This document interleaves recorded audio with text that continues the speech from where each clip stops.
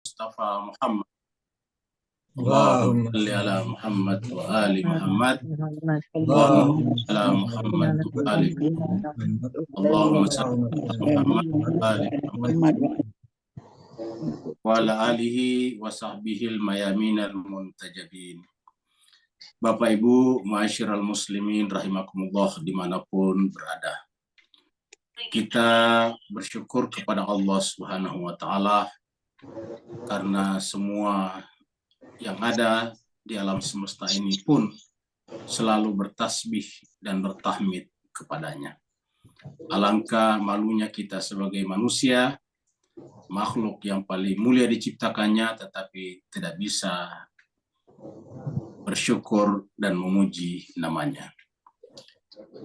Pada malam hari ini kita akan masuk pada surat yang ke-111.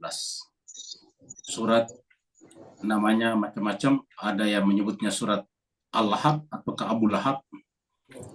Ada yang terkenal di masyarakat kita surat Tabbat Yada. Ada juga kalau di Al-Quran yang beredar adalah surat Al-Masad.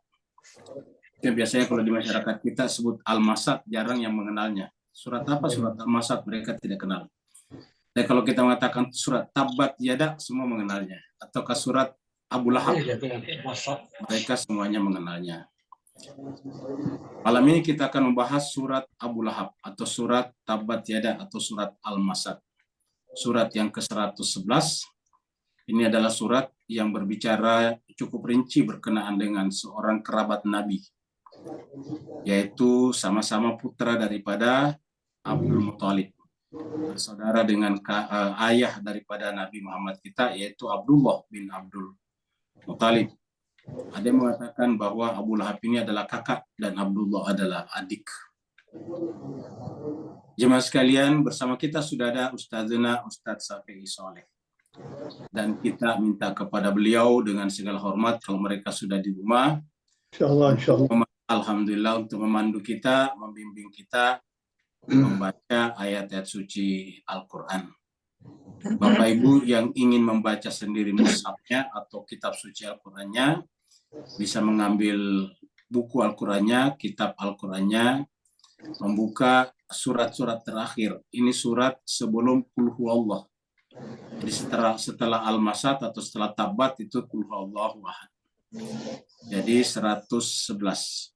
Mari kita masuk ke screen dan mempersilakan kepada Ustazuna yang mulia, yaitu Ustadz Safi'i Soleh, untuk membacakan kepada kita ayat-ayat Allah Subhanahu wa Ta'ala di surat 111 ini. Pada Ustazuna Ustadz Safi'i Soleh, falyatafaddal masyhur. Syukran Ustaz. Alhamdulillah. Assalamualaikum warahmatullahi wabarakatuh. Waalaikumsalam warahmatullahi wabarakatuh. Waalaikumsalam warahmatullahi wabarakatuh. A'udzu billahi minasyaitonir rajim. Bismillahirrahmanirrahim. A'udzu billahi minasyaitonir rajim. Bismillahirrahmanirrahim. Tabbat yada abi lahabin wa tab. Tabbat yada abi lahabin wa tab. Ma aghna anhu maluhu wa ma kasab. Ma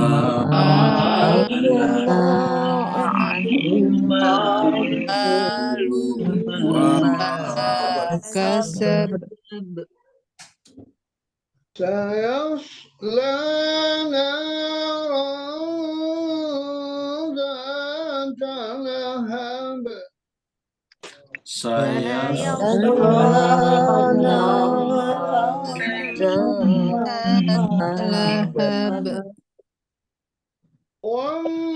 وامرأته حمالة الحطب وامرأته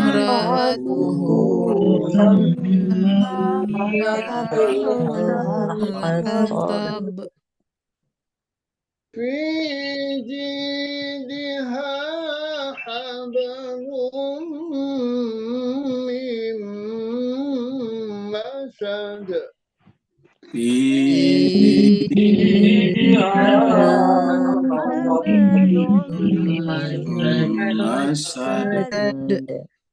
صدق الله العلي العظيم صدق الله العلي العظيم اللهم وسلم وبارك على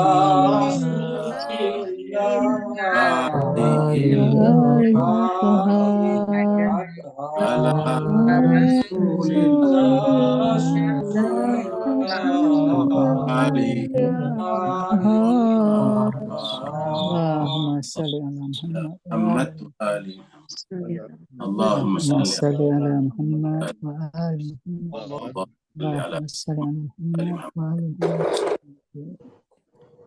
Kita haturkan terima kasih, syukran katsira kepada Ustazana Ustaz Syafi'i Soleh. Semoga Allah Subhanahu wa taala senantiasa menyertakan kepadanya malaikat Allah Rabbul Alamin. Malaikat yang menjaga beliau dan senantiasa juga menjaga Al-Qur'an yang ada pada diri beliau.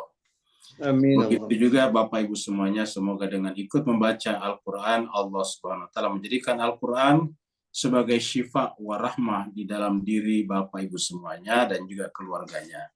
Amin. Kita akan masuk pada surat Al-Masad. Kalau bicara Al-Masad, bayangan kita adalah api. Karena lahab itu artinya api yang bergejolak. Jadi kita sebut saja api karena memang kalau api bergejolak. Bapak lihat gambarnya di sebelah kanan, yang namanya api itu bergejolak. Api itu tidak tetap. Jadi kenapa? Karena dia dipengaruhi oleh angin. Sehingga kemudian kelihatan bergejolak. Dan itu disebut dengan lahab. Abu Bapak. Jadi ini adalah sebetulnya gelaran yang Allah berikan kepadanya, bukan nama aslinya. Siapakah nama aslinya? Nama aslinya adalah Abdul Uzzah bin Abdul Muttalib. Tapi kemudian Allah menyebutnya dengan Abu Lahab, bapaknya api, sedemikian rupa karena perbuatan-perbuatannya itu adalah menyalakan api kebencian dan kemarahan kepada utusan Allah Subhanahu wa taala, walaupun sebetulnya utusan Allah itu adalah ponakannya langsung. Jadi ini adalah surat yang ke-111 Al-Masad. Al-Masadnya artinya juga gejolak api. Kemudian turunnya di Mekah. Ini termasuk turun di awal-awal kenabian. Kemudian karena turun di Mekah disebutlah dengan surat Makkiyah dan ayatnya 5 ayat. Tadi kita sudah bahas 1-5 baca. Dan berarti insya Allah kalau selesai pembahasan kita malam ini, maka hari Rabu nanti kita akan masuk surat Qul Huwallahu Ahad, surat At-Tauhid atau Al-Ikhlas. Mari kita mengikuti penjelasan demi penjelasan berkenaan dengan Al-Masad ini.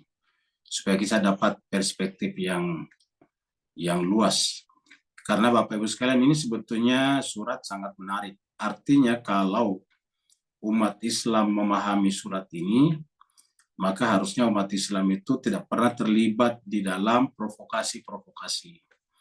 Perlu kita sampaikan bahwa umat Islam itu hancur di berbagai negara karena provokasi yang hidup di antara mereka, di antara umat Islam terlalu gampang memprovokasi. Beritanya tidak benar, lalu kemudian dibesar-besarkan. Akhirnya kemudian menyalalah api fitnah. Di mana? Di tengah-tengah umat Islam sendiri. Lahirlah kekacauan di berbagai negara.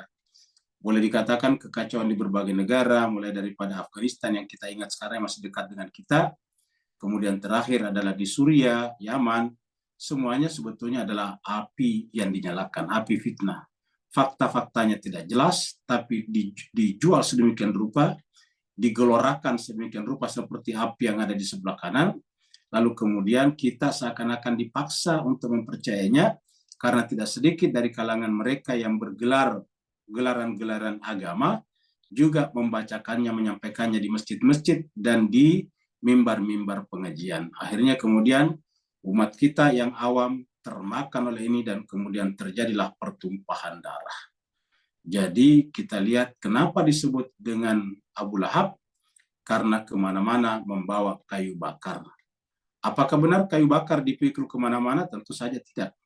Ini hanya majasi saja, majas, yaitu bahwa kemana saja dia pergi adalah menyalakan api fitnah, api permusuhan kepada Nabi Muhammad kita Sallallahu Alaihi Wasallam. Makanya dikenal dengan Abu Lahab.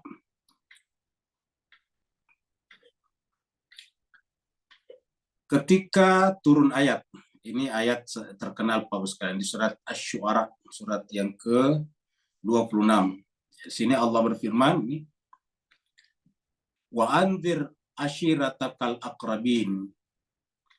Wa anzir, dan berikanlah, anzir berikanlah peringatan, ingatkanlah, ashirataka. Ashira itu adalah kerabat, kerabat yang cenderung dekat, ashirataka.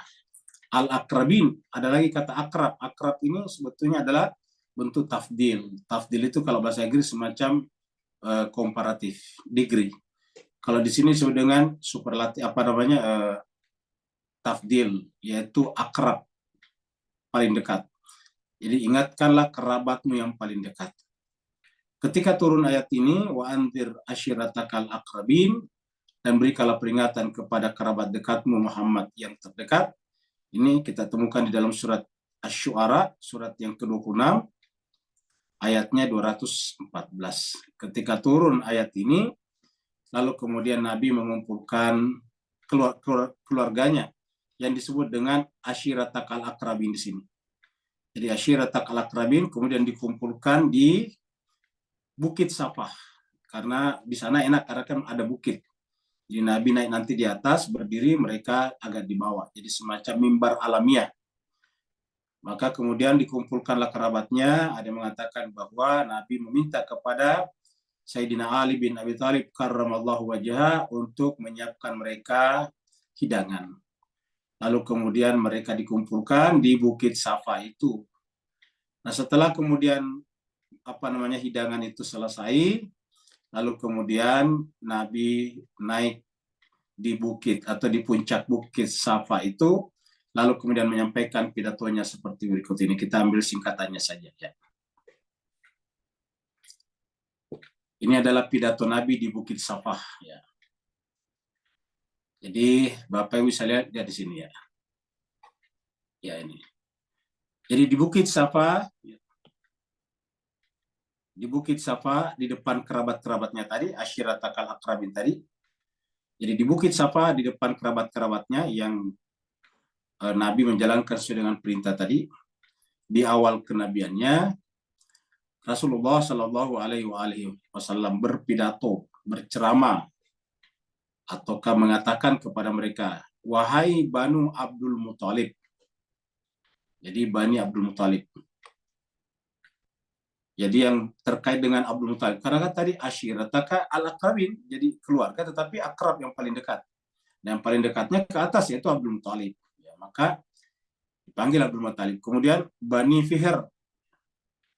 Wahai Bani Fihr, kita juga sudah bahas kemarin. Wahai Banu Lu'ai, apakah kalian akan mempercayaiku jika aku mengatakan bahwa ada musuh di belakang kaki gunung ini yang siap untuk menyerang kalian. Ingat Bapak sekalian, yang namanya Ka'bah itu, Baitullah, termasuk Safa Marwah tempat kita sa'i itu berada di lembah, dikelilingi oleh batu-batu cadas hitam yang gersang, yang keras. Jadi Nabi mengatakan, apakah kalian percaya kepadaku kalau aku mengatakan bahwa di belakang kaki gunung ini ada musuh yang siap menyerang kalian? Maka kemudian dari mereka ada yang berkata, ya, dari balik bukit tadi, maksudnya di belakang gunung yang mengelilingi Baitullah tadi. Maka dari mereka ada yang berdiri dan berkata, ya betul Muhammad, maksudnya kami percaya karena engkau selama ini adalah kami kenal dengan Al-Amin. Al-Amin, orang yang terpercaya.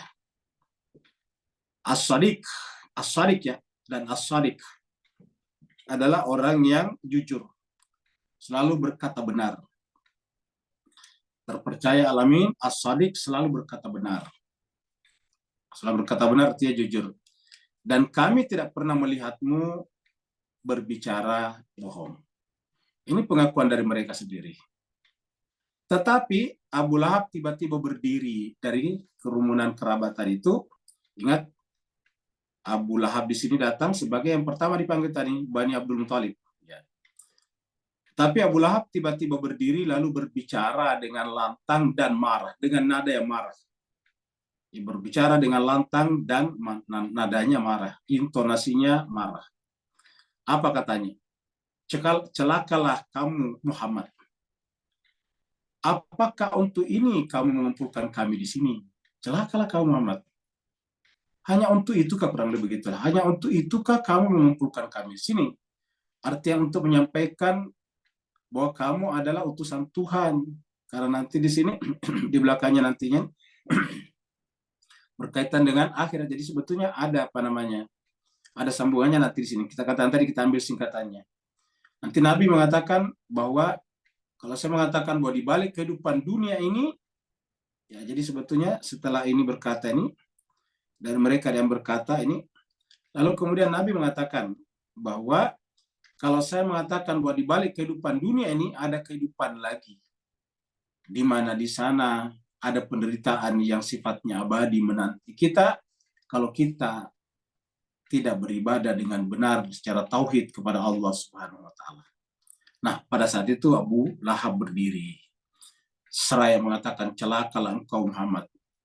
Apakah untuk ini kamu mengumpulkan kami di sini?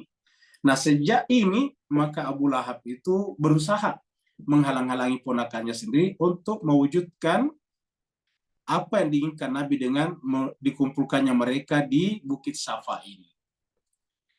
Kemudian Abu Lahab sendiri punya istri yang dikenal dengan Ummu Jamil. Disebut Ummu Jamil itu karena memang orangnya cantik. Ya, Jamil itu artinya Jamilah, cantik. Jadi tapi kalau indah, Jamil indah. Jadi Ummu Jamil, ibu yang indah. Boleh dikatakan ibunya keindahan.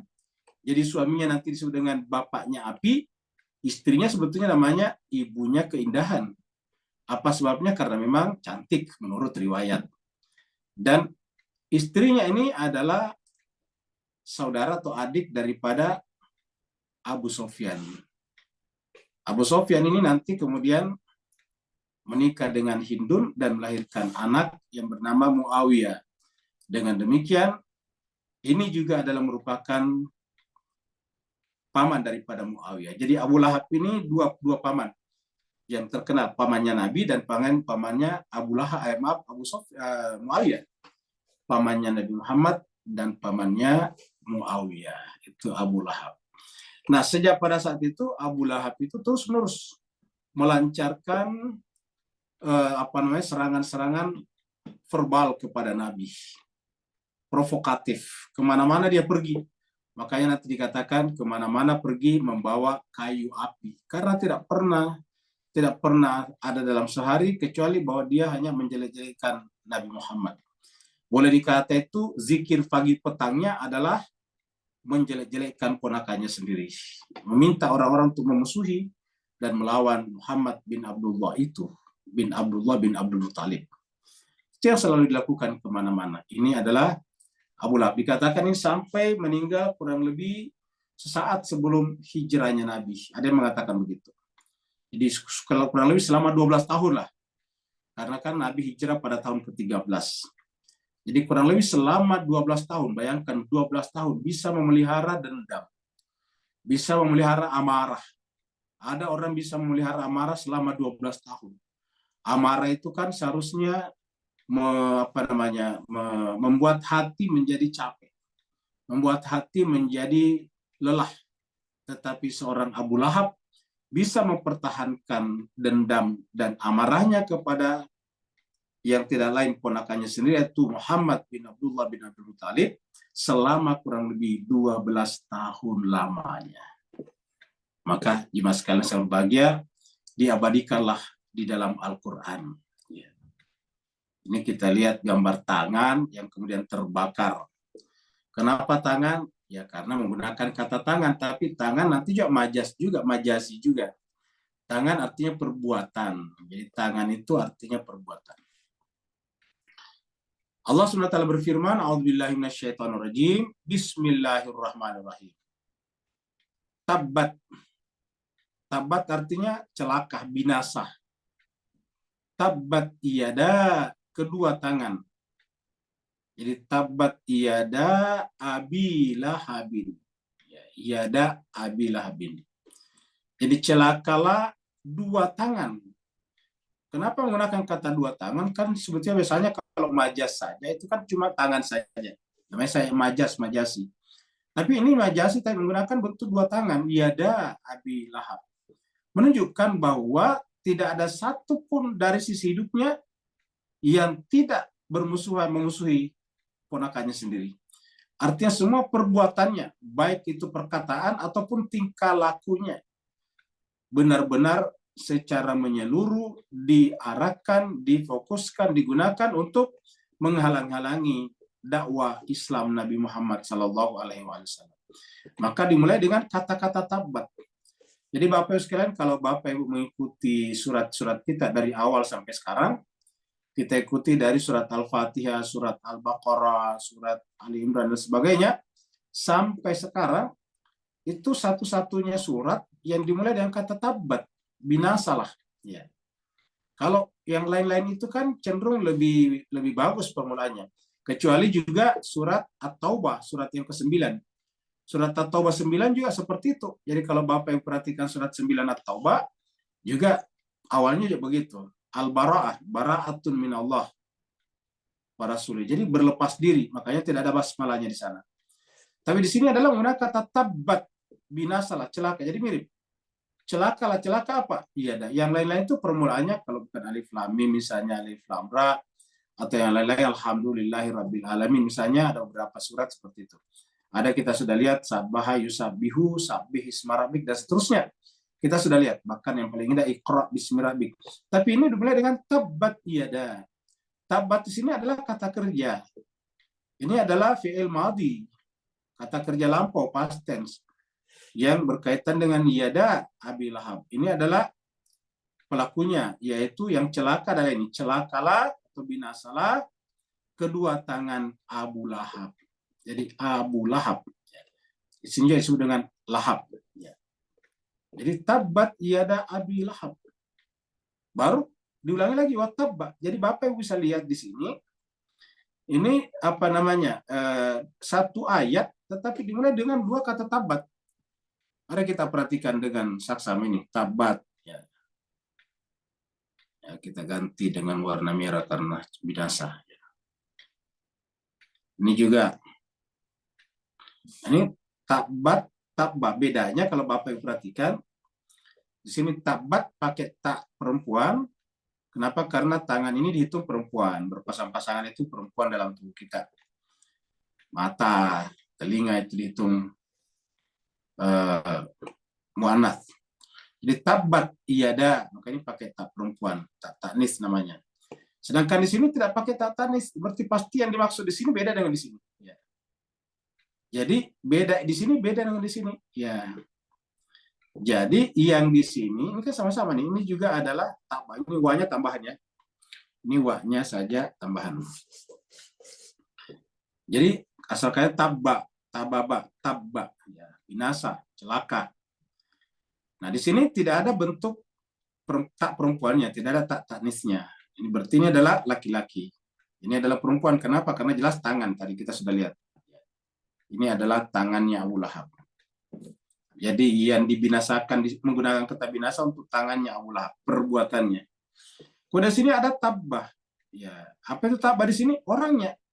Jadi kalau di sini adalah tangannya, di sini adalah pelakunya, Abu Lahabnya sendiri. Ya. Jadi tabbahnya di sini kembali kepada Abu Lahab ini. Abu Lahabnya. Kalau di sini kan tangannya. Jadi ini kita lihat ini adalah tangannya ini. Ya. Sedangkan yang di sini adalah Abu Lahabnya nih. Ya. Abu Lahabnya yang celaka. Kali ini tangannya tadi. Ingat tadi tangan perbuatan. Kita sudah terangkan kalau tidak salah di sini ya bahwa setiap perbuatan pasti ada pelaku perbuatan. Ini adalah perbuatannya, ini adalah pelaku perbuatannya. Ya. Jadi sebetulnya kata-kata tabat di sini walaupun ditujukan kepada tangannya, secara bahasa, secara hakiki sebenarnya tidak ada tangan yang salah. Tangan itu kan cuma digunakan. Makanya kata tangan di sini tidak bisa diartikan secara hakiki tangan beneran. Ini adalah perbuatan. Karena ada perbuatan dan pelaku perbuatan. Jadi perbuatan itu bisa diberikan nilai benar atau salah jika dikaitkan dengan pelaku perbuatan. Ya, jadi perbuatan ini perbuatan bisa dikatakan benar salah jika dikaitkan dengan pelaku perbuatan. Contoh misalnya perbuatan harimau memakan kambing. Apakah salah? Ya bukan salah.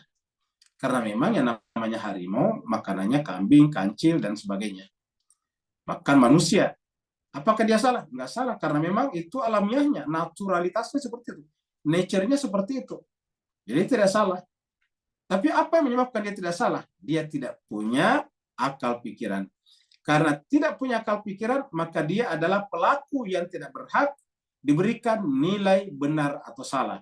Atau pelaku yang kepadanya tidak berlaku istilah hukum, syariat. Kenapa? Karena pelakunya tidak berakal. Bahkan manusia sekalipun, manusia kayak kita, kalau dia tidak berakal, ya tidak dikenai hukum. Tidak dikenai hukum. Jadi kalau ada orang gila yang terbuka auratnya jalan di mana-mana, ya tidak bisa dikatakan salah. Kenapa? Namanya orang gila, tidak ada akal pikirannya lagi. Kitalah yang harus memperbaiki mereka dan memberikan kepadanya pakaian atau membawanya ke rumah sakit jiwa misalnya. Itu adalah kewajiban kita, bukan dia.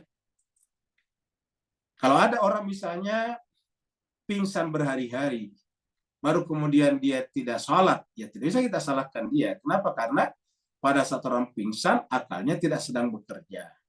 Jadi oleh sebab itu, perbuatan ini bisa dinilai apabila dikaitkan dengan pelaku perbuatan. Jadi ayat ini sebetulnya sangat-sangat mendalam.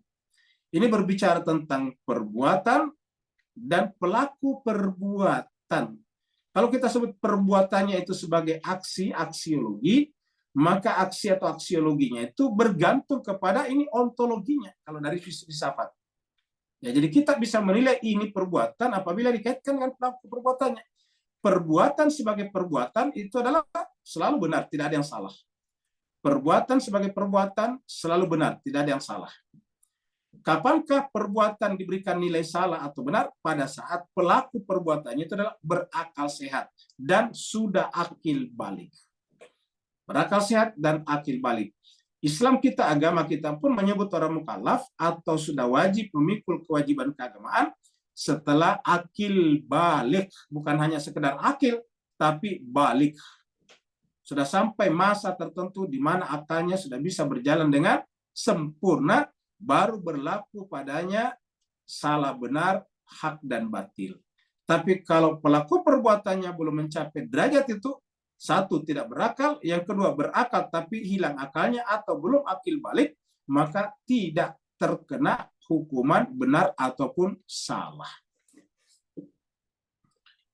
Jadi makanya kita lihat sini, iadanya tabat. Perbuatan menjadi buruk, di sini tabat, ini buruk, binasa, batil, karena dirujukkan kepada pelaku perbuatannya yang merupakan manusia seperti kita yang berakal sehat.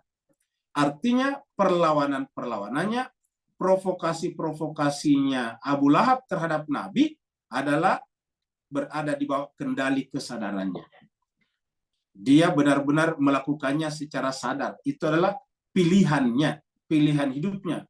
Kata-katanya adalah pilihannya, perbuatan-perbuatannya adalah pilihannya. Karena perkataan dan perbuatannya itu adalah pilihannya sebagai orang yang berakal sehat, maka dihukumi salah dan berlakulah hukum padanya. Hukum yang ada di sini adalah binasa, celaka. Apa nanti bentuk eksekusinya? Eksekusinya dengan kesalahannya di sini, yaitu nanti kita lihat dia akan dimasukkan ke dalam api yang menyala-nyala. Jadi tabbat yada abi lahab wa tab.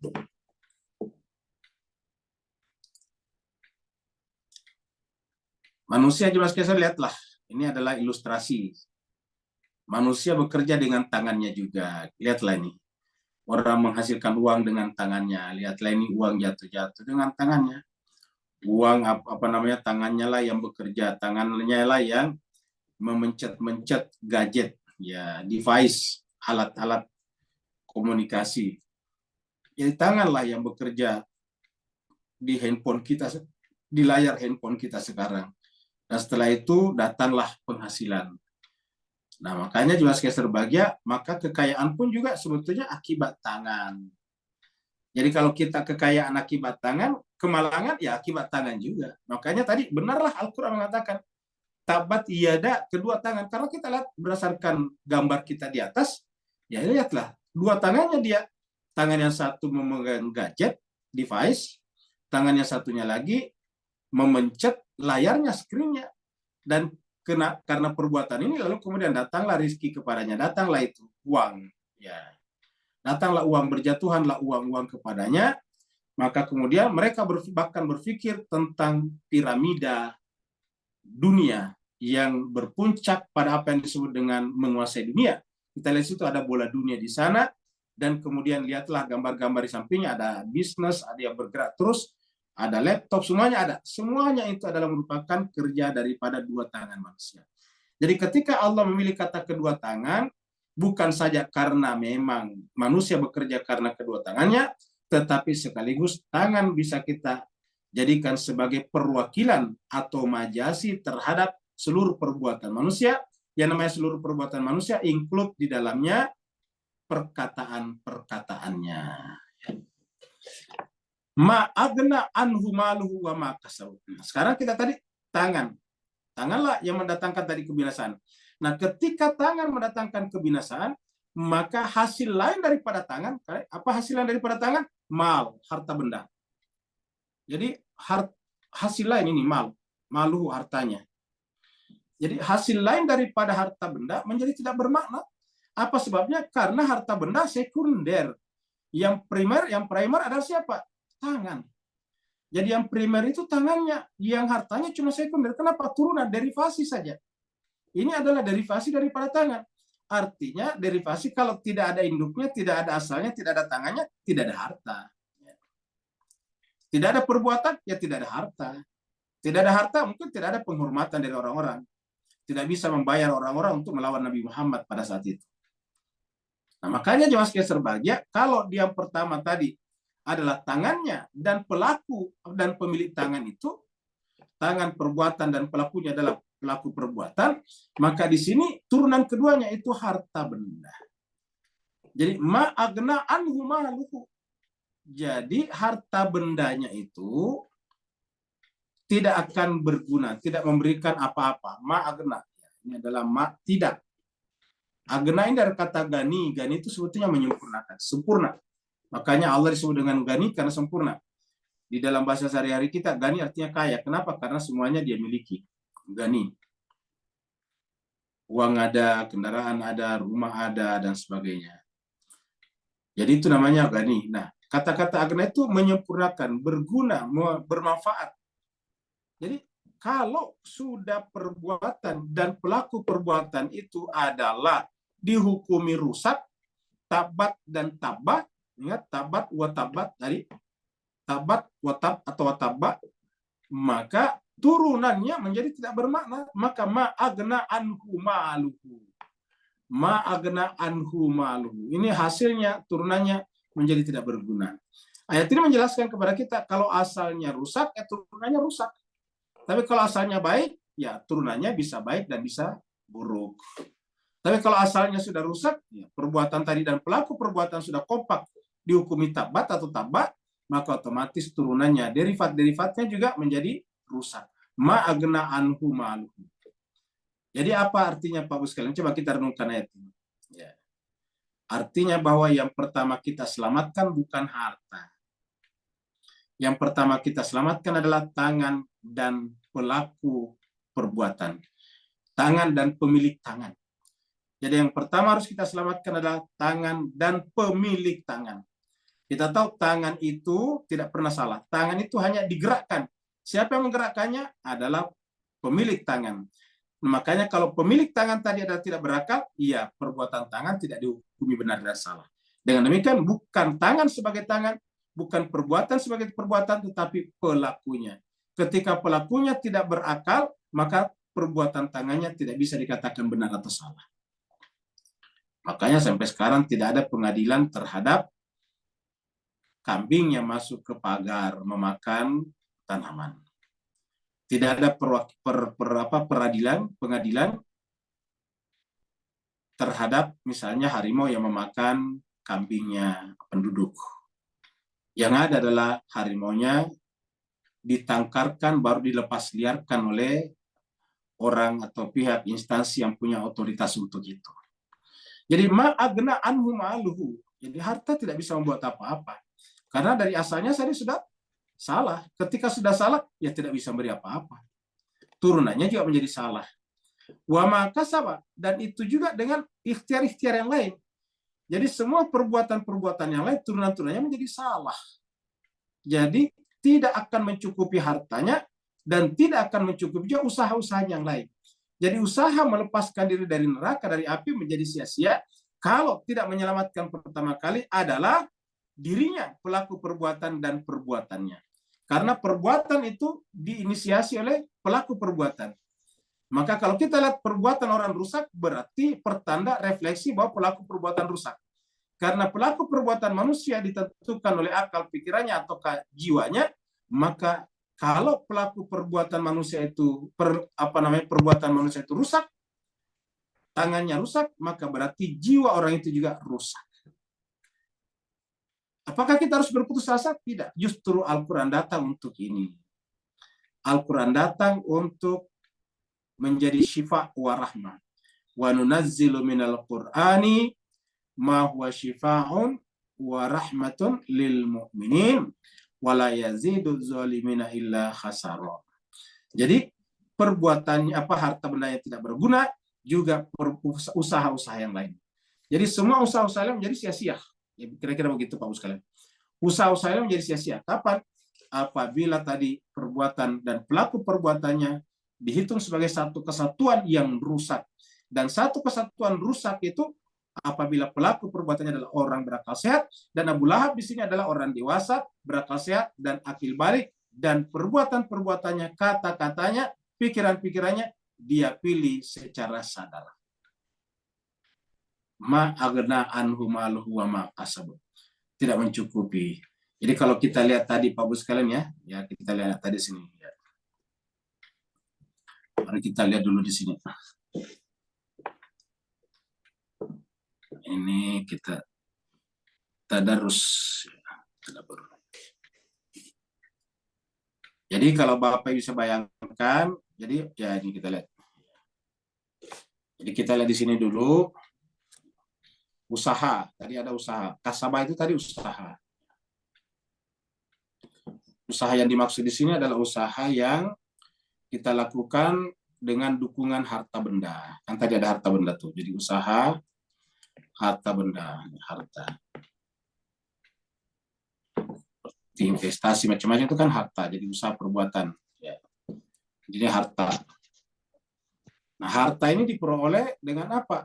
Dengan tangan, kan begitu, usaha. Ya, usaha. Maksudnya di sini inisiatif dari perbuatan kita. Ini kita sebut usaha. Berikutnya, usaha kedua di sini. Pertama di sini adalah perbuatan. Kita sebutnya saja perbuatan. Tindakan lah ya, tindakan. Ini adalah tindakan. Ini adalah tindakan. Nah, tindakan ini dari mana? Dari pelaku tindakan, pelaku perbuatan. Jadi menentukan ini adalah pelaku perbuatan.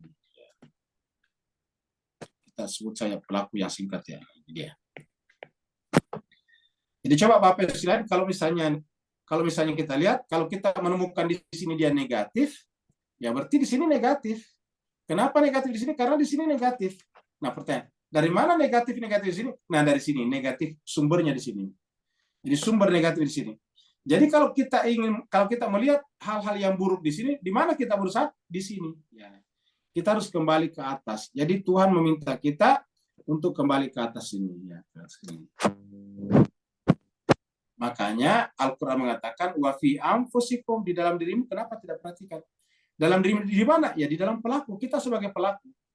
Karena yang menentukan kita sebagai pelaku tadi adalah jiwa kita, berpikir atau tidak berpikir, objektif atau tidak objektif, rasional atau tidak rasional.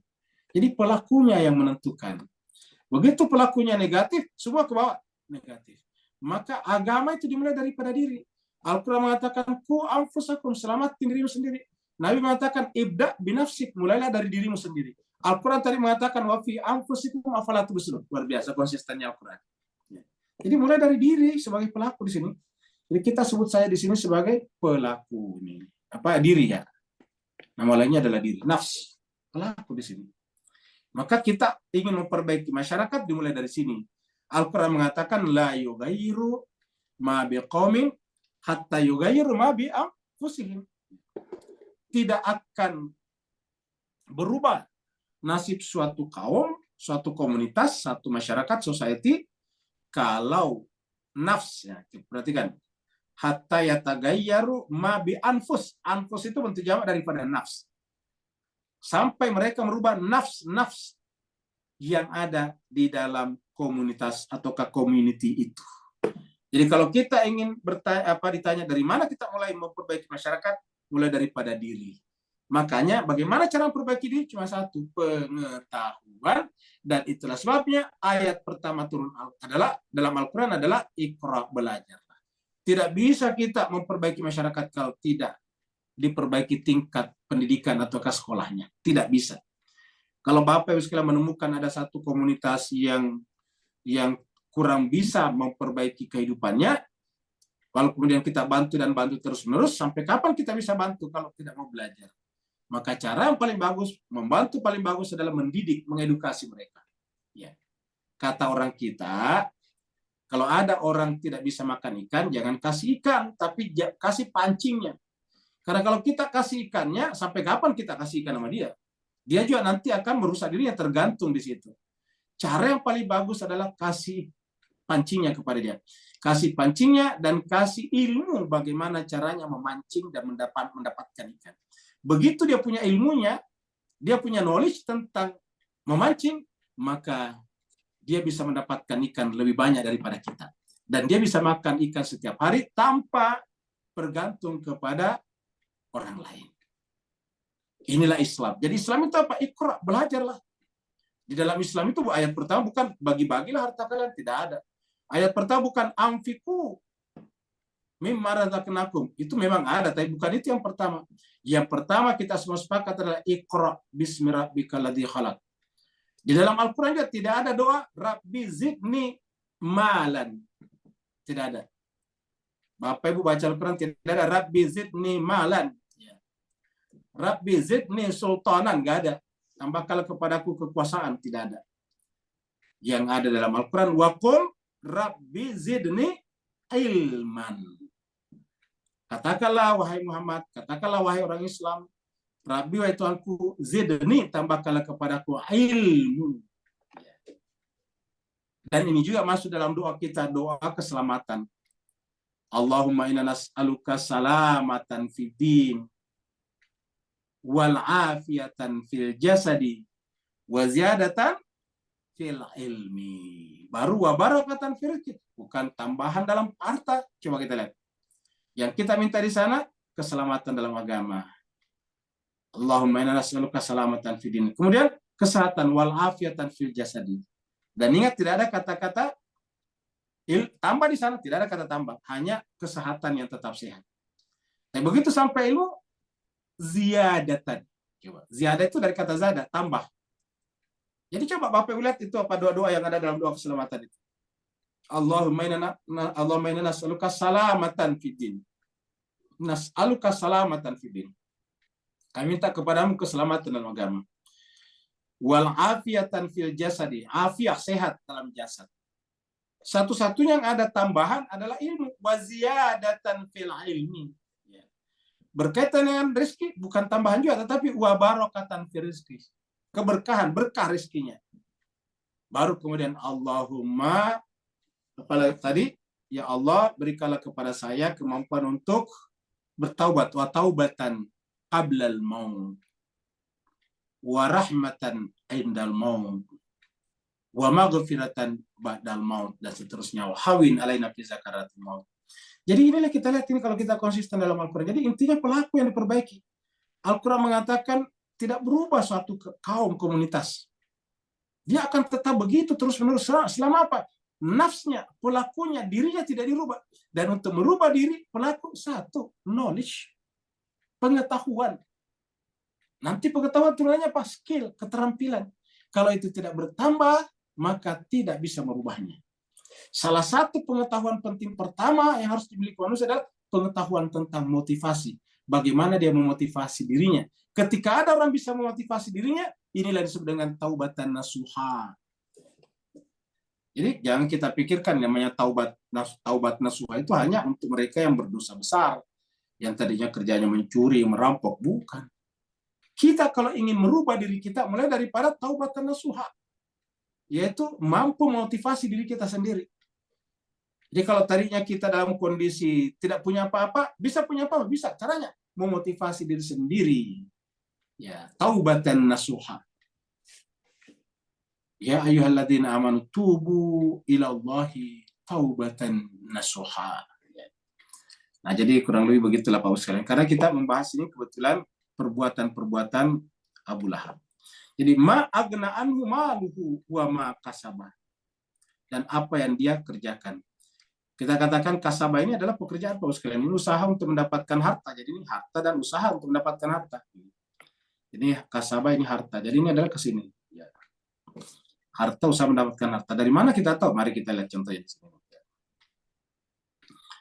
Mari kita lihat di dalam surat An-Nisa. Ya.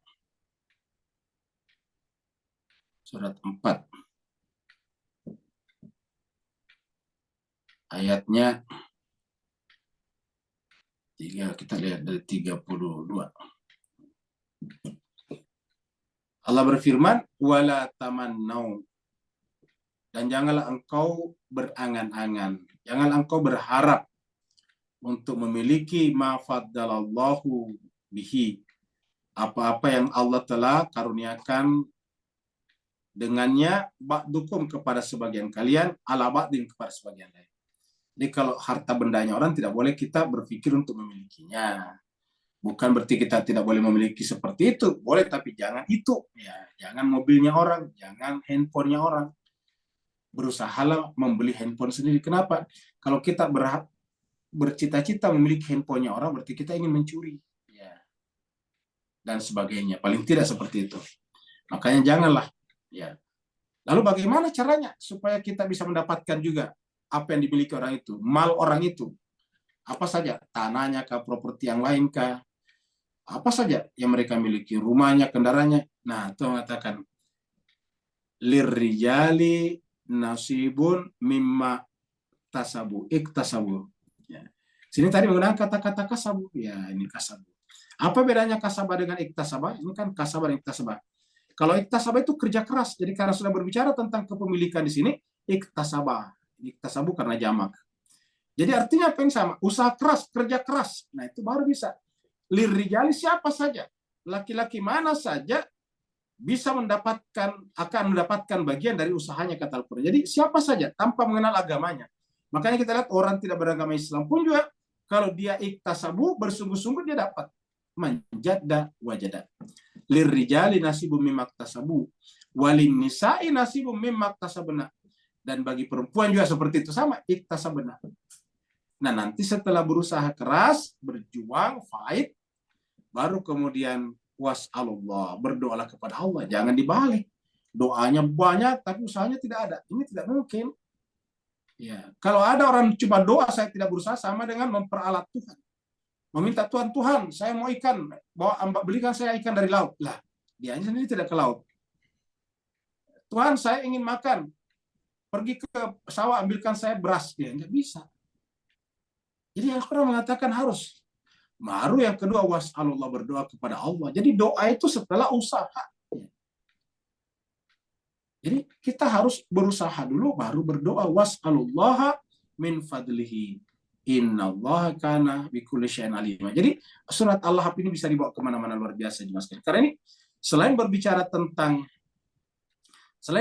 tentang pelaku perbuatan, sebab pertama perbuatan perbuatan kita juga berbicara tentang tindakan yang disebut dengan filsafat moral. Berbicara tentang moralitas. Ya. Yang moral itu kan berkaitan dengan perbuatan. Jadi ma'agna anhu maluhu wa ma kasab. Nah, kita lihat jemaah sekalian terbahagia, beginilah orang berbolak-balik. Di dalam surat Al-Mulk itu dikatakan ada orang yang berjalan, kepalanya di bawah. Nah, kita lihat ini. Walaupun ini orang olahraga, kita ambil sebagai ilustrasi. Jadi, ilustrasi Pak Buya, tapi memang ada di dalam Al-Quran orang-orang yang berjalan kepalanya di bawah. Inilah ahli neraka seperti ini. Jadi coba lihat Bapak sekalian yang di dalam api ini. Ya. Di mana kepalanya? Di bawah. Di atas kepalanya apa? Perutnya, luar biasa juga sekalian. Jadi perutnya lah ia membimbing kepalanya. Harusnya normalnya fitrahnya tubuh kita kepala di atas, perut di bawah. Artinya apa? Kepala membimbing, menggait perut kita, bukan perut yang membimbing kepala, terbalik seperti ini. Nah, apabila kepala dibimbing oleh perut, ya ini seperti ini. Ini yang terjadi pada Abu Lahab ini. Ya. Sehingga Abu Lahab itu tidak pernah berpikir jernih, berpikir rasional, berpikir objektif, melihat apa yang disampaikan ponakannya. Ya. Jadi relasi keponakan, relasi kerabat, relasi kedekatan secara biologis tidak berpengaruh apa-apa apabila orang itu sudah dikuasai oleh perutnya. Makanya kalau tidak salah Imam Ali pernah berkata, siapa yang pikirannya hanya perut dan di sekitar perut, maka harga dirinya tidak lebih daripada apa yang keluar dari perut. Mereka pantasnya ditempatkan di dalam neraka seperti ini. Sayasla naran zatal habin. Saya selanaran, mohon maaf tertutup oleh gambarnya. Saya selanaran, saufa ini akan, yasla akan memasuki naran api. Zatalahabin yang memiliki gejolak. Zata ini mempunyai, lahab gejolak. Nah, di sinilah nanti disebut dengan Abu Lahab.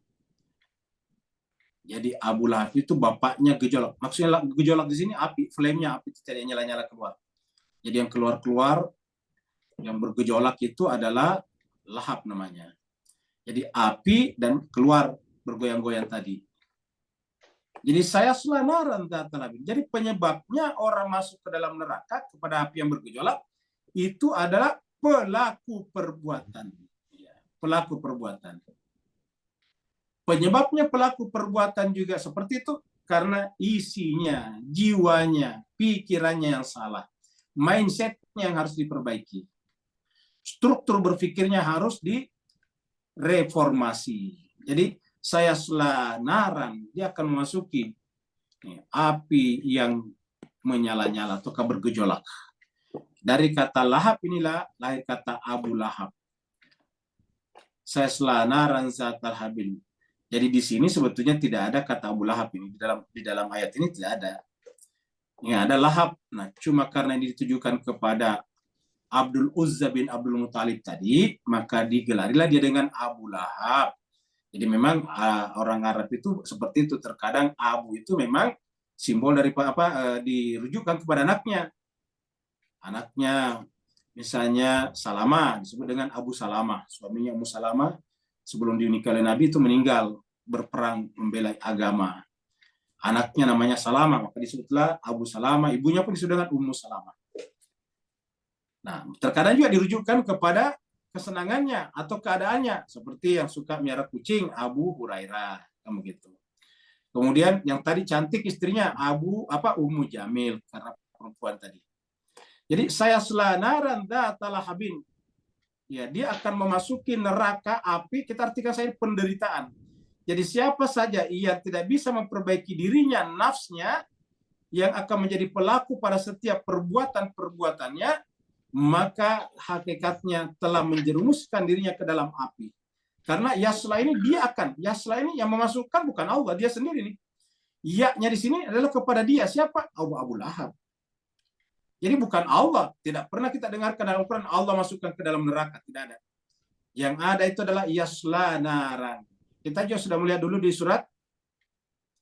Bapak Ibu masih ingat dulu surat Surat Al-Ala ya, surat Sabih.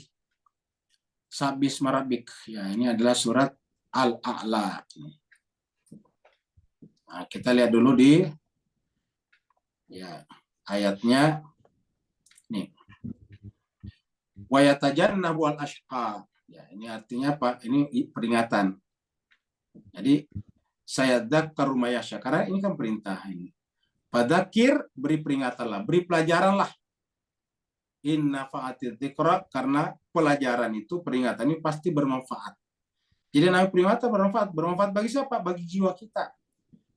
Saya dzakkaru mayasya. Kalau dia memang dalam hatinya ada rasa takut, pasti dia mengambil manfaat dari peringatan itu. Wa yatajannabu al-ashqa. Yang menentangnya, menentang peringatan, yang menentang nasihat, satu, berarti orang celaka. Wa yatajannabu hal ashqa. Orang celaka yang menentangnya. Nah, apa yang terjadi? Alladzi yasla, yang memasuki ini dia memasuki. Tidak ada kata Allah masukkan. Coba deh Bapak sekalian dari ayat-ayat yang kita baca. Allah masukkan ke neraka, enggak ada ini. Alladzi, siapa yang disebut dengan al-ashqa, orang celaka?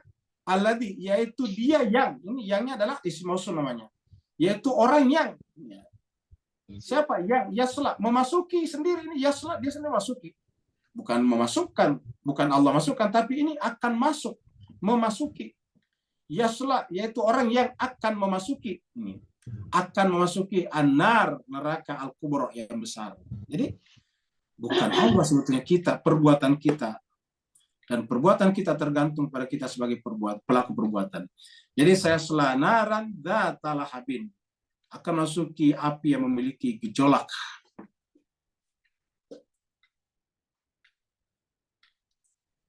Dan istrinya. Jadi ini adalah ilustrasi perempuan Pak Buya masuk dalam api. Kenapa? Karena ini bahu-membahu dengan istrinya. Kan biasanya namanya suami istri itu kan saling menasihati. Ini justru bukan saling mendorong untuk mencelakakan orang lain. Ya, makanya Pak sekalian di dalam masyarakat kita itu ada dua macam manusia. Ada orang selamat karena istrinya yang selalu menasihatinya. Ada juga orang yang selamat karena istrinya yang memprovokasinya. Bahkan tidak sedikit sekarang orang yang celaka suaminya karena perbuatan istrinya yang sedikit-sedikit flexing, dan bukan hanya flexing tapi selfie dengan flexinya. Sehingga kemudian membuat netizen bertanya-tanya, oh dari mana uangnya kok bisa mempunyai tas yang mahal seperti itu miliaran? Nah akhirnya kemudian dicari-cari, akhirnya sampailah berita ini ke KPK. Nah jadi artinya apa? Al-Quran ini benar-benar luar biasa. Sekarang kita menyaksikan itu, tetapi Al-Quran sudah berbicara sejak dulu bahwa suami bisa dijerumuskan oleh istrinya. Berdasarkan cerita yang membuat Abu Lahab begini, memelihara hasut kepada ponakannya adalah karena istrinya. Istrinya tadi adalah saudara daripada Abu Sufyan, dan kita tahu Abu Sufyan adalah provokator utama juga di dalam melawan Islam, bahkan nanti anaknya ke bawah. Abu Sufyan punya anak Muawiyah memerangi Sayyidina Ali bin Abi Thalib. Ya. Nanti kemudian Ali bin Abi Thalib punya anak, diserang, diperangi lagi oleh siapa? Anaknya Muawiyah, yaitu Yazid bin Muawiyah bin Abu Sufyan. Seperti itu. Wa mra'atuh, dan istrinya. Jadi disebutkan dan istrinya. Wa mra'atuh, dan istrinya. Ya. Jadi disebutkan dengan jelas dan istrinya. Wa mra'atuh. Hammalatal hatab. Ya. Wa imra'atu hammalatal hatabi. Dan istrinya, hamma itu dari kata hamil, membawa. Kita kalau berdoa surat Al-Baqarah, wala tuhammilna ma la taqata lana bih. Janganlah engkau membawakan, membebankan kepada kami apa yang tidak sanggup kami pikul. Nah, hammala itu membawa. Ini perempuan, hammalatal hatab. Dan istrinya yang membawa kayu bakar kemana-mana. Jadi istrinya lah sebetulnya provokator utama. Yang kemana-mana membawa api. Di mana dia bicara pasti yang keluar adalah provokasi, provokator. Ya, memang itu ponakanmu, memang itu Muhammad, memang semuanya. Akhirnya kerjanya memprovokasi. Di mana-mana dia pergi kuliner, provokator. Dia pergi ke ke mall, provokator. Dia berdiri sama-sama ibu yang lain di tukang sayur, provokator. Dia naik angkot ketemu dengan orang yang lain di mobil, di angkot, dia juga provokator. Bapak Ibu yang ada di Singapura, Malaysia, angkot artinya bus kecil, ya di sini angkot. Angkutan kota, singkatan dari angkutan kota. Kalau mereka ketemu di angkutan kota, provokator. Di mana-mana. Di grup-grup ya, provokator. Ya. Di Facebook, provokator. Instagram, provokator. TikTok, provokator. Luar biasa. Provokator sejati istrinya Abu Lahab ini. Wa imra'atuhu hammalatal hatab. Hammalatal hatab. Kerjanya membawa kayu bakar kemana-mana.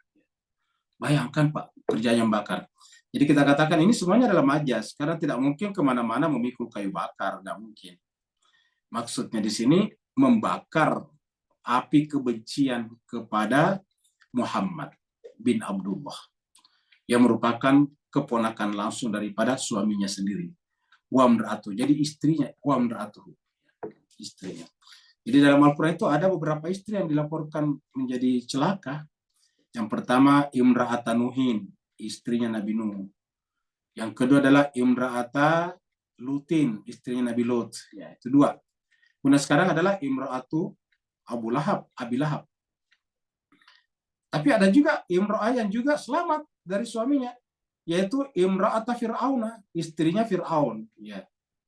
Istrinya Fir'aun, walaupun Fir'aun sedemikian jahatnya, tapi istrinya bisa lepas, luar biasa. Bisa berbara'ah dari suaminya sendiri. Dia tidak membawa api kemana-mana. Walaupun suaminya adalah pembawa kayu api permusuhan sepanjang masa.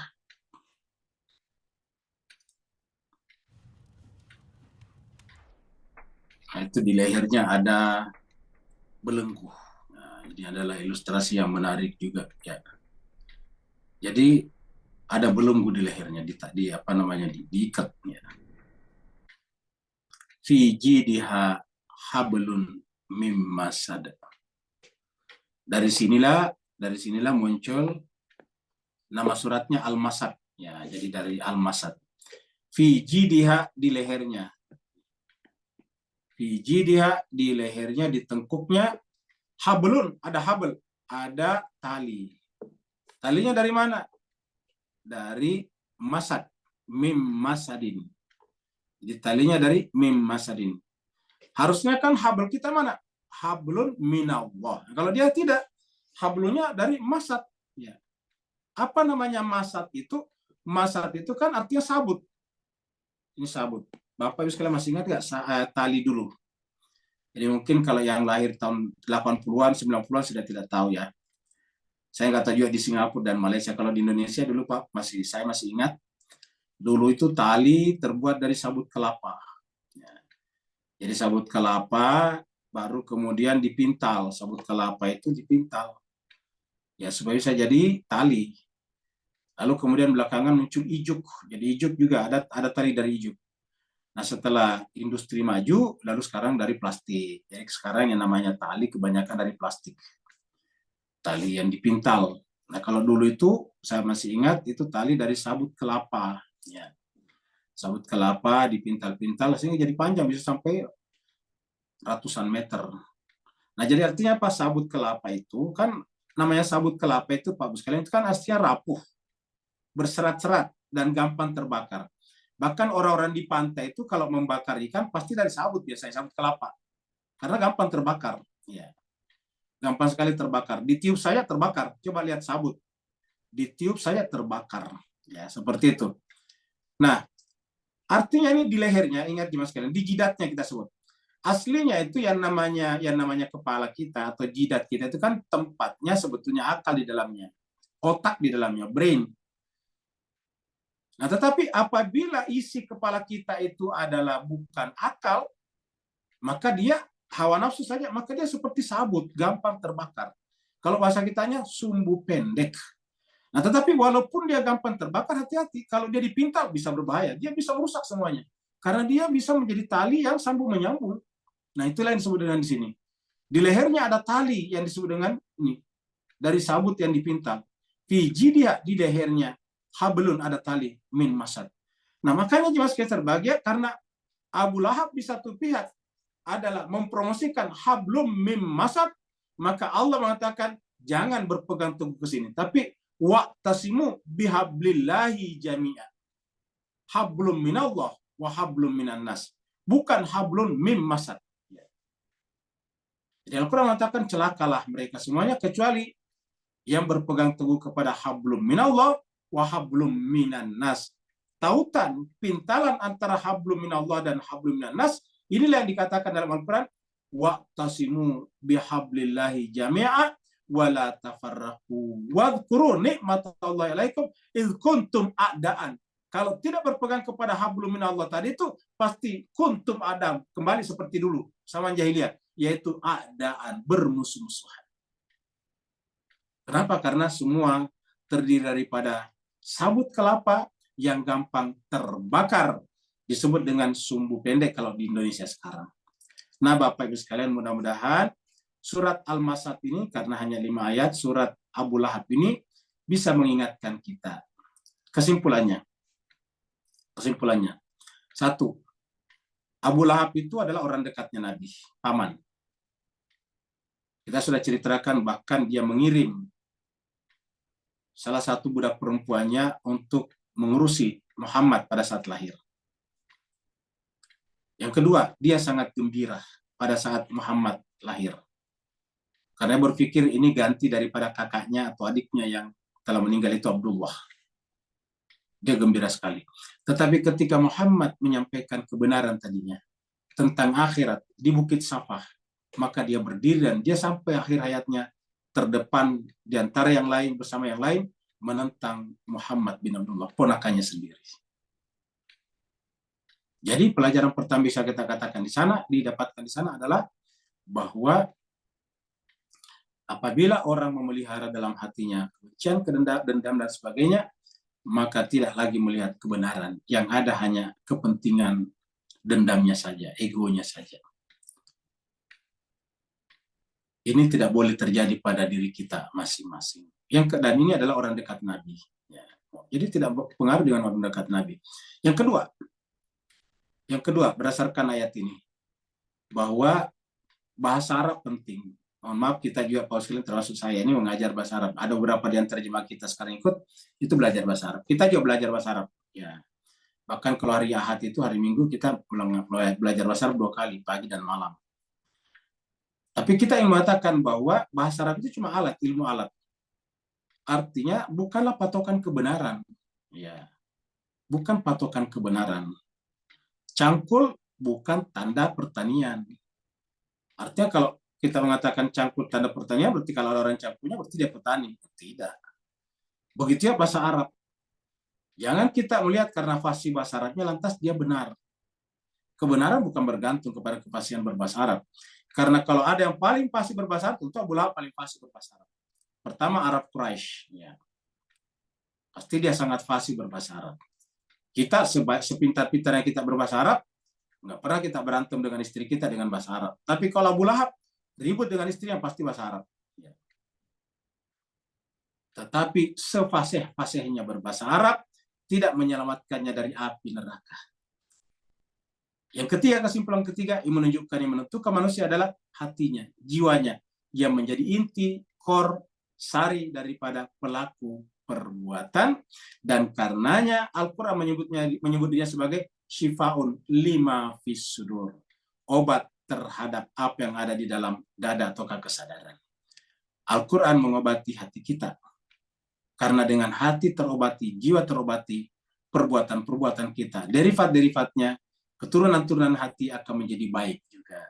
Maka Bapak Ibu sekalian, mari kita selalu memberikan perhatian yang sangat besar kepada jiwa kita masing-masing. Dikatakan hasibu anfusakum qabla an tuhasabu. Cobalah lihat diri-diri kalian, introspeksi, lihat dengan baik sebelum nanti di akhirat kalian akan diadili, yaitu diri-diri kalian. Terima kasih banyak, mohon maaf atas segala kekurangan. Mudah-mudahan kita semuanya bisa mengambil pelajaran dari surat yang cuma 5 ayat ini, tapi sangat dalam maknanya. Terima kasih banyak. Yang mau bertanya, dipersilakan. Waalaikumsalam. Waalaikumsalam warahmatullahi wabarakatuh. Silakan Pak. Alhamdulillah. Bismillahirrahmanirrahim.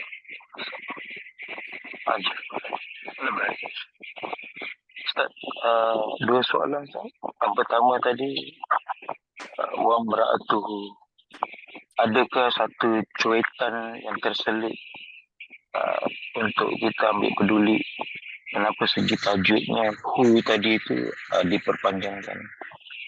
Kedua, dalam surah Wal Asri kita dapat pelajari resepi orang terselamat pada zaman Imam Mahdi alaihissalam muncul. Dalam resepi surah Al-Masad hari ini, kita juga dapat resepi bagaimana mengelakkan lebih lanjut untuk jadi musuh pada imam apabila zuhurnya. Beri teguran dan pencerahan secara barakallahu. Baik, terima kasih banyak Pak Nur. Jadi jemaah sekalian, terlepas daripada hukum-hukum tajwid ya kita agak membacanya agak panjang dikit, wa mra'atuhu ham, kamu gitu. Wa mra'atuhu ham. Jadi ini sebetulnya menurut saya penekanan. Jadi penekanan istrinya, karena di sini kan imra'atuhu dan hu ini namanya dalam bahasa Arab mudhaf dan mudhafun ilaih.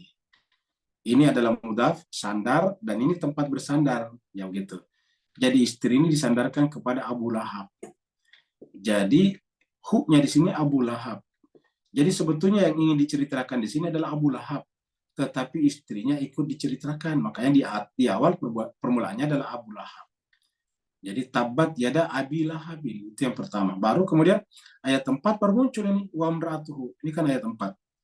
Di 1 2 3 ini 4 ya. Wa mra'atuhu hammalatal hatab. Jadi baru kena muncul wa mra'atuhu hammalatal hatab. Ya. Jadi ini penekanannya pada hu. Jadi istrinya juga. Jadi pelajaran yang bisa kita ambil di sini bahwa istri itu dua kemungkinan terhadap suami. Intinya adalah istri itu paling dekat dengan suami. Maka hanya dua kemungkinan. Sekali ikut pada suaminya kah? Atau sebaliknya, ataukah keduanya bisa saling berlepas diri. Tapi ini jarang kita temukan. Di dalam Al-Quran, istri yang berlepas diri dari suaminya cuma satu diceritakan, yaitu istrinya Firaun. Yang lain justru berlepas diri dari orang baik. Contohnya misalnya istrinya istrinya Nabi Nuh. Ini kan berlepas diri juga, tapi berlepas diri dari orang baik. Istrinya Nabi Lut seperti itu. Kita sebut juga ini Abu Lahab berlepas diri dari ponakannya yang Nabi. Karena berlepas diri dari ponakannya Nabi, justru dia tertarik dengan istrinya sendiri. Jadi dia memilih istrinya walaupun dia salah, daripada ponakannya walaupun dia benar. Jadi ini yang disebut dengan emosional, bukan rasional. Ya. Pilihannya murni bersifat emosional. Ya. Kenapa? Karena biasanya manusia sudah lebih dekat di istrinya. Bahkan ada orang biasanya yang bahkan menentang orang tuanya demi istrinya, ya, demi pasangannya. Nah seperti itu. Kenapa? Karena kedekatannya secara emosional. Nah ayat ini menjelaskan kepada kita bahwa kedekatan-kedekatan hubungan-hubungan seperti ini, walaupun bagaimana dekatnya suami dan istri, tetapi hubungan itu, kedekatan itu tetap harus bersifat rasional dan objektif. Supaya kita tetap berada pada kebenaran, walaupun pasangan kita itu memilih kebatilan. Seperti itu. Jadi, wa mra'atuhu hammalatal hatabi. Dan istrinya yang kerjanya membawa kayu bakar. Jadi, karena ini kata-kata istri yang bawa kayu bakar, kan berarti bahwa dia, penekanannya di sini adalah sebetulnya dia dipengaruhi oleh istrinya. Karena secara emosional, secara rasa memang dekat dengan istrinya, setiap serumah, tidur sama-sama setiap malam, punya anak sama-sama di sana. Nanti punya anak dari sini nih, dari Ummu Jamil. Namanya satu Utbah bin Abi Lahab, dan yang kedua adalah Utaibah bin Abi Lahab. 2 anaknya nantinya. Nah, seperti itu lagi Mas kalian. Berikutnya lagi.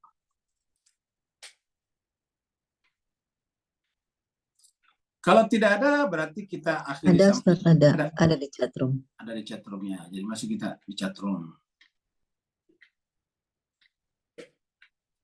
Ya, ini di chatroom dari Ibu Erna. Ya. Keajaiban Al-Quran salah satunya terlihat jelas dalam Quran surat Al-Alaq ini. Betul. Seandainya Abu Lahab bertobat sebelum wafatnya, maka selesai sudah. Saya kira betul. Jadi memang inilah pentingnya memanfaatkan waktu, Pak. Karena kita, Ibu, ya Bapak Ibu lah, karena Bapak Ibu yang mendengarkan. Inilah pentingnya memanfaatkan waktu. Contohnya begini Pak Bos sekalian. Ada orang yang masih buruk ya, katakanlah begitu buruk. Hatinya masih hitam, pekat. Tapi dia ada keinginan untuk memperbaiki diri. Tapi selalu berkata nanti aja. Saya dulu mau pergi ke sini. Saya mau pergi ke situ. Nah, nanti kalau pulang dari sana, nanti kalau selesai acara ini, bahkan ada yang mengatakan nanti setelah ulang tahun saya tahun depan, seperti itu. Pertanyaannya ialah, siapa yang bisa menjamin kalau kita bisa sampai di situ? Sampai setelah pulang dari acara, sampai setelah bertemu dengan ini dan itu, sampai setelah ulang tahun, siapa yang bisa jamin? Bagaimana kalau kita mengatakan nanti tetap saya akan bertobat nanti, tapi ternyata pada saat akan bepergian ke suatu tempat, ke suatu acara, tiba-tiba dia meninggal dunia. Coba jemaah sekalian. Ya, siapa yang bisa? Tadi saya ketemu dengan seorang bapak di sebuah pengajian yang menceritakan saudaranya sendiri, saudara kandungnya, adiknya dia meninggal dunia itu di ruang praktek, dia dokter. Tidak apa-apa katanya Pak Ustadz. Dia cuma memeriksa. Setelah memeriksa pasiennya, dia yang jatuh. Luar biasa, bayangkan itu. Dia memeriksa pasiennya, dia yang jatuh. Setelah itu tidak tertolong, meninggal. Nah, jadi artinya apa? Inilah yang disebut dengan apa namanya? Yang disebut dengan ajal. Siapa yang bisa jamin? Oleh sebab itulah, masalah taubat ini jangan pernah tunda. Masalah kembali kepada Allah jangan pernah tunda. Kenapa? Karena tidak ada di antara kita yang tahu. Ya. Dalam surat Luqman dikatakan, tidak ada yang tahu di bumi mana kita meninggal. Ya, tidak ada yang tahu apakah esok masih bisa hidup atau tidak. Oleh sebab itulah Bapak Ibu jemaah sekalian, terutama Ibu Erna yang bertanya, marilah kita jangan sampai satu ya menunda-nunda kebaikan, terutama taubat, terutama berkaitan dengan pencerahan, pembelajaran terhadap diri-diri kita masing-masing. Marilah kita terus-menerus mengedukasi jiwa kita, karena mengedukasi jiwa itu adalah pekerjaan yang tidak pernah selesai. Kata Nabi, edukasi terhadap jiwa, terhadap diri adalah sampai liang lahat, sampai mati. Belajar itu, mengedukasi diri kita itu adalah sampai kepada liang lahat. Belajar itu minal mahdi ilal lahdi, sampai kepada liang lahat. Seperti itu. Ada lagi? Karena sudah, ya.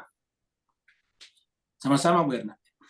Kalau tidak ada lagi, mari kita tutup dengan membaca apa namanya doa kifaratul majelis. Subhanallah bihamdi, subhanallah bihamdika, asyhadu an la ilaha illa anta, astaghfiruka wa atubu ilaik.